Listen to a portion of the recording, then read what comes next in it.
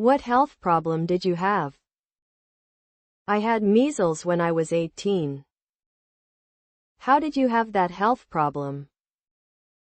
I thought I catch measles from someone when they cough or sneeze. Was that serious? Not really, but it was unpleasant. I recovered after 10 days staying at home. What were some symptoms of that health problem? I had a cold and fever with a cough. A runny nose. The small grayish-white spots appeared on my body, too. Did you take any medical treatment? No, I didn't. The situation wasn't serious enough to be sent to the hospital then. How could you recover from it? Well, let me see. I drank a lot of water, avoided the direct light, and I had to stay off school for 10 days.